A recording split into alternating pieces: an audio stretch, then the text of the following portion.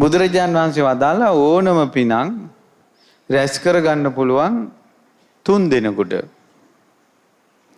ඒ 3 දෙනා කවුද? එක්කෙනෙක් තමයි පින් කරන කෙනා. ඔන්න වීරසේකර මහත්තයා. කටිනේ කරන කෙනා. පිනට උදව් වෙන කෙනා. ඔන්න දානෙට උදව් වෙනවා. පෙරහැර සංවිධානය කරන්න උදව් වෙනවා. පිරිකර මේවා කරන්න උදව් වෙනවා. සිවුර මහනවා. සිවුර නවනවා. ඒ ඔක්කොටම උදව් වෙනවා යා. පැහැදිලි නේද? එතකොට එයත් ඒ පිනේ කොටස්කාරයෙක්. ඊළඟ එක්කෙනා තමයි පින අනුමෝදන් වෙන කෙනා. අනේ සාදු කියලා. අනුමෝදන් වෙන්න බැරි කොහොමද? දැන් මේ මහත්තයාට ඉතින් ඉඩම පූජා කරපු පින තියෙනවනේ. ඉතින් තවත් ඕනේ නැහනේ. කටිනේ අපිට දෙන්න තිබ්බනේ. මොන්න අනුමෝදන් වුන්නේ නැහැ.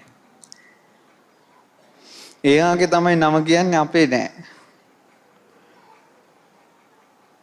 ඕන්න අනුමෝදන් වුන්නේ නැහැ. දැන් මහත්තයා කිව්වට මහත්තයා බරු ටික ගෙනවට අපි නිව්වේ.